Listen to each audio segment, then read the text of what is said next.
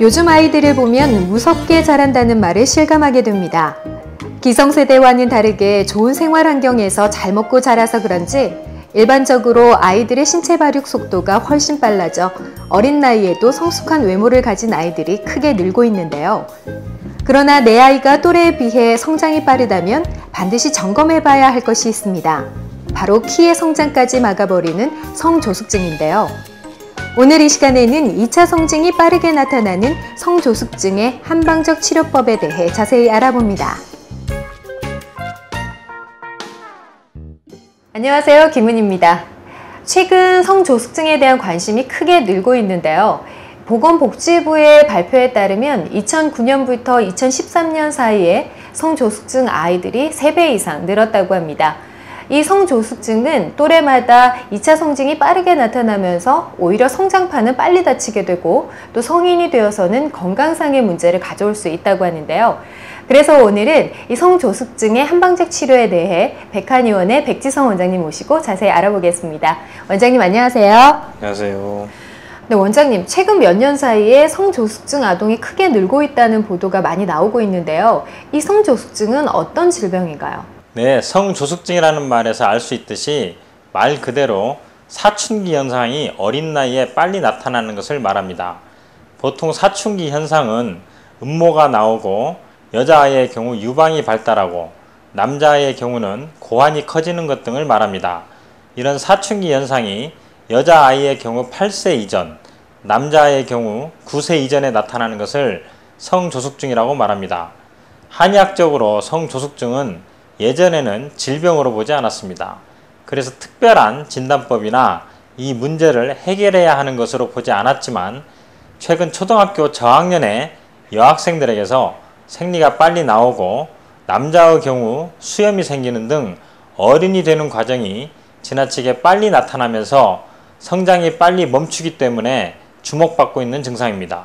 네, 또래보다 2차 성징이 빠르게 나타나는 성조숙증.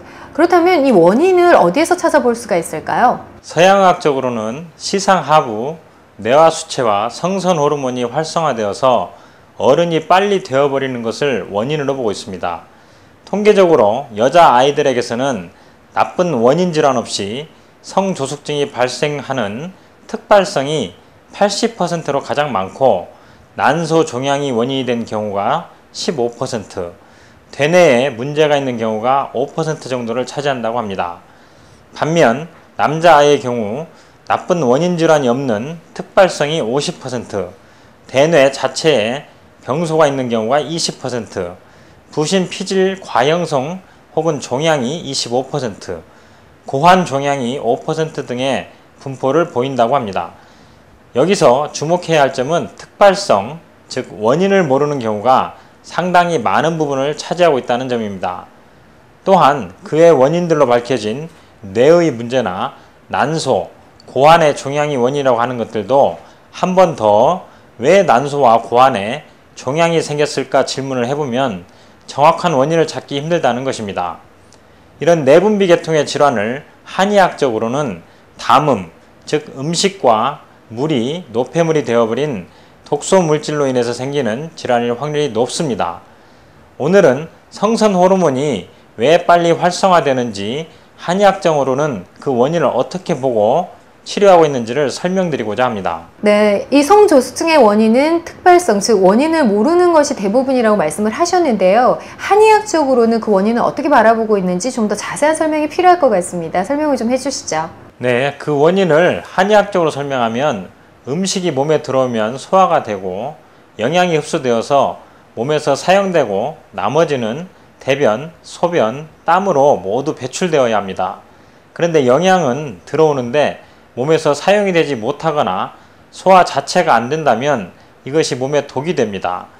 그 독이 몸속에서 배출이 되지 못하게 되면 어딘가 그 독을 배출할 수 있는 기관이 발달하게 됩니다. 그곳이 바로 생식기인 자궁, 고환, 유방인 것입니다. 자궁은 생리를 통해 몸속에 독을 배출시키는 기관이고 유방은 유선을 통해 몸 밖으로 몸에서 만든 것을 배출하는 곳입니다. 남자에게 고환 역시 같은 역할을 하기 때문에 성조숙증에서 이런 기관이 빨리 발달하게 되고 그로 인해서 생리가 빨라지는 등 어른이 되는 현상이 빨리 나타나게 됩니다. 비만인 사람이 성조숙증이 생기기 쉬운 것이 바로 이런 이유 때문입니다. 많이 먹으면 몸속에 독소가 많이 만들어지게 되고 이미 만들어진 독소를 저장하기 좋은 곳인 지방층에 쌓아두기 위해 체중이 증가하는 것입니다.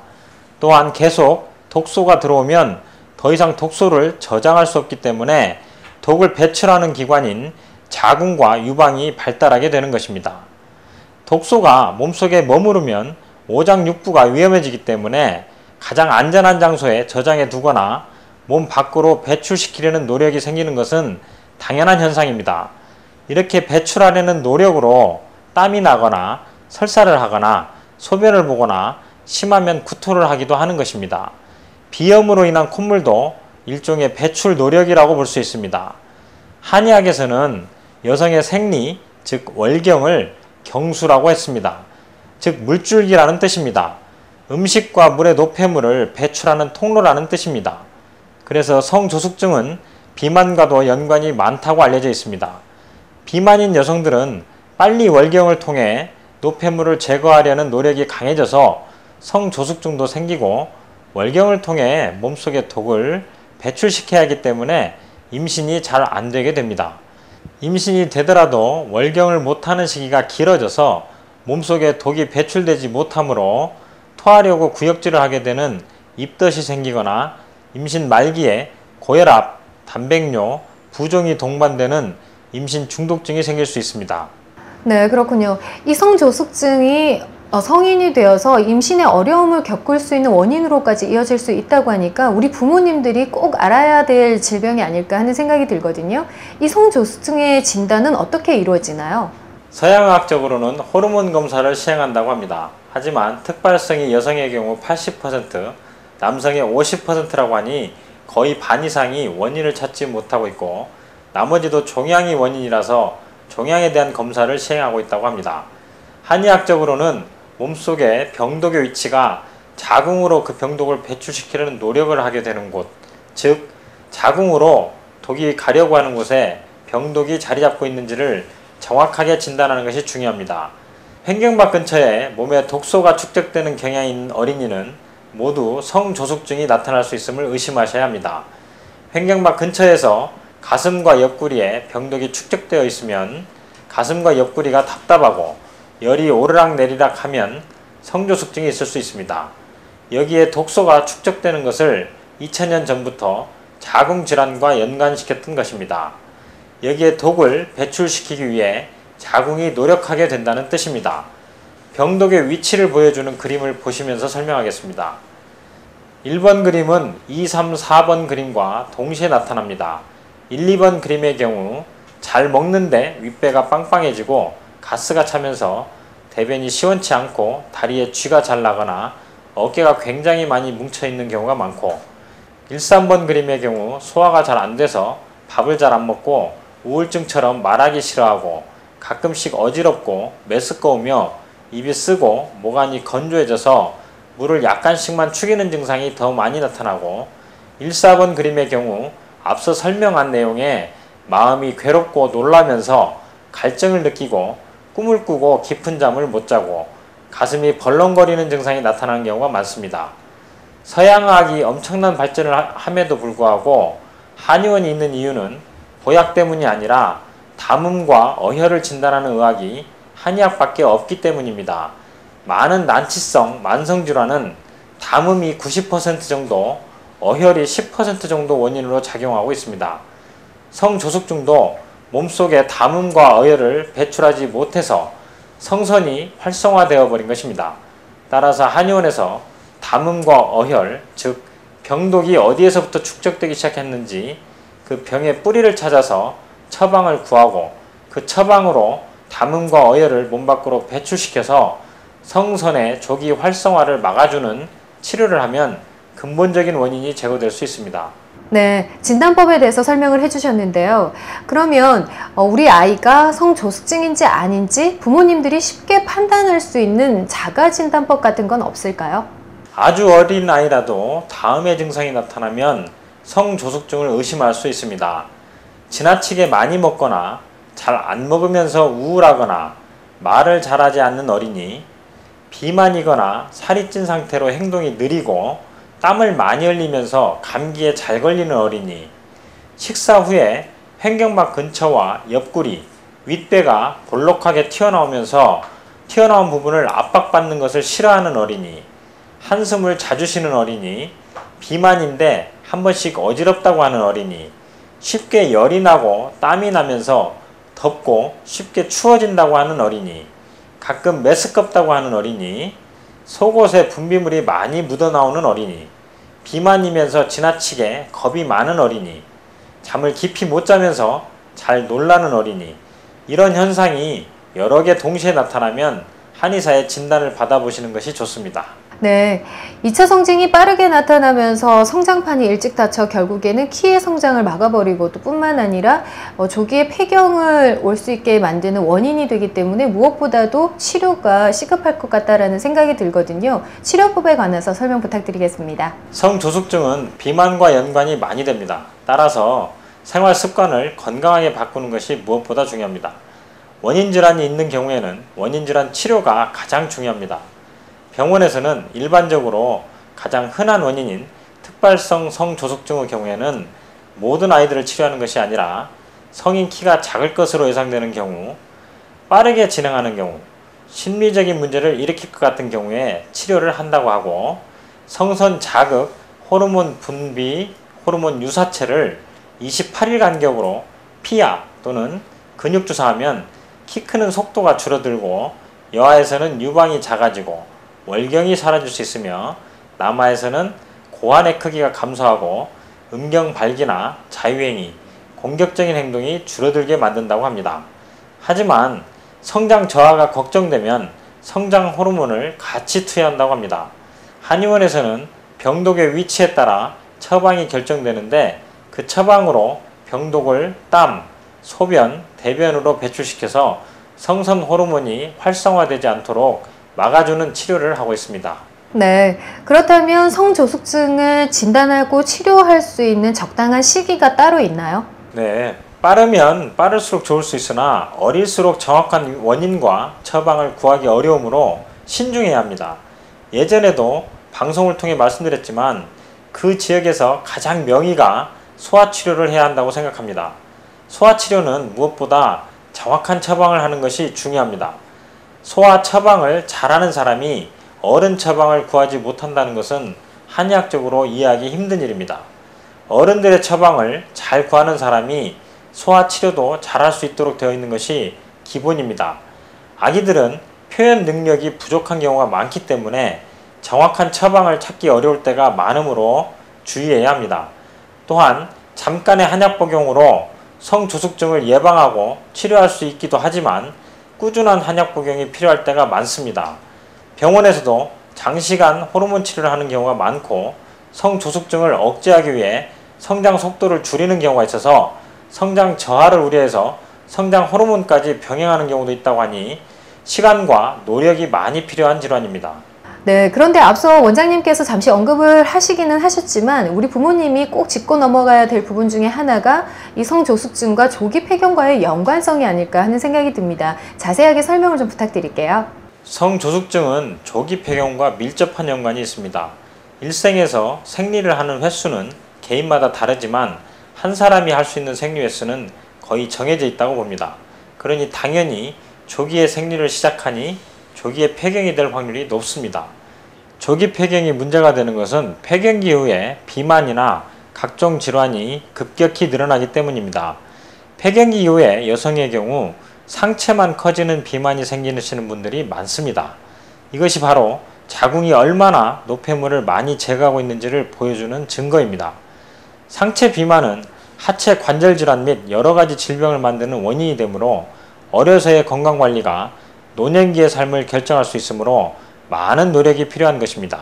네, 그렇군요. 키의 성장을 방해하고 나이가 들어서는 조기 폐경으로까지 이어질 수 있게 하는 성조숙증. 이 성조숙증을 생활 속에서 예방할 수 있는 방법들이 있다면 어떤 것들이 있는지 알려주시죠. 앞에서 말씀드렸듯이 무엇보다 주의해야 할 것이 비만입니다. 비만은 몸속에 독소가 많다는 증거입니다. 음식과 물이 몸속에서 제 기능을 못하는 것이 병독입니다. 한의원에서는 그 병독을 담음과 어혈로 나눕니다. 병독이 생기지 않도록 생활하는 방법을 따라야 합니다. 적당한 양의 식사와 규칙적인 생활과 빨리 걷기와 같은 유산소 운동, 욕심을 적게 가지는 생활 태도가 중요합니다. 또한 지나치게 보약이나 건강식품을 먹는 것도 자제하는 것이 중요합니다. 요즘 부모님이 너무 건강에 관심이 많아서 잘못된 생활을 지도하는 분들이 많습니다. 운동을 지나치게 많이 시키는 것, 지나친 채식, 지나친 육식, 식사를 굶기는 것 등 이 모두 몸에 해로울 수 있습니다. 채소는 주로 몸에서 독소를 배출시키는 기능을 담당합니다. 육식은 몸에 영양 공급을 하기 때문에 영양 공급이 이루어진 다음에 채식이 필요한 것입니다. 따라서 육식과 채식이 균형을 잡는 것이 좋습니다. 비율은 개인이 편안한 것을 찾으시면 됩니다. 억지로 다른 사람의 비율을 따라하는 것은 좋지 않습니다. 무엇을 먹느냐보다는 적당한 양과 시간도 중요합니다. 음식은 적당히 먹으면 대부분 몸에 좋습니다. 다만 시간과 양이 문제가 됩니다. 야식을 중지하시고 인스턴트 식품과 조미료가 많이 들어간 음식을 줄여야 비만에서 벗어나실 수 있습니다. 편식을 무조건 나쁘다고 보지만 편식 역시 몸을 보호하는 기능도 있습니다. 자신이 제대로 소화, 흡수하지 못하는 음식을 억지로 먹는 것은 좋지 않습니다. 편식이 있다는 것은 건강하지 못하다는 뜻이니 전문가의 도움을 받는 것도 좋습니다. 건강해지면 편식도 사라지게 됩니다. 시간의 여유를 가지고 대처해야 할 문제입니다. 성주숙증의 치료 시 칼슘과 비타민 D를 섭취하는 것이 권장된다고 합니다. 참고하시면 좋을 것 같습니다. 네, 지금까지 성조숙증에 관해서 자세하게 설명을 해주셨는데요. 마지막으로 우리 아이들의 성조숙증으로 인해 고민이 많은 부모님들에게 당부의 말씀 부탁드리겠습니다. 음식이 서구화되면서 성조숙증 환자가 더 많아지고 있습니다. 잘못된 생활습관과 음식으로 인해 아이들의 건강이 무너지고 있는 안타까운 현실입니다. 야식과 식용유가 들어간 음식, 조미료 등이 아이들의 건강을 망치고 있다는 것을 명심하시기 바랍니다. 대한민국의 음식 문화는 오히려 점점 더 후진국이 되어가고 있는 느낌입니다. 저녁마다 먹고 마시는 문화 때문에 오히려 심혈관계 질환, 관절 질환이 늘어나고 종양 환자가 늘어나고 있는 현실입니다. 풍요로운 시대가 만든 병은 품격 있는 문화로 치유할 수밖에 없습니다.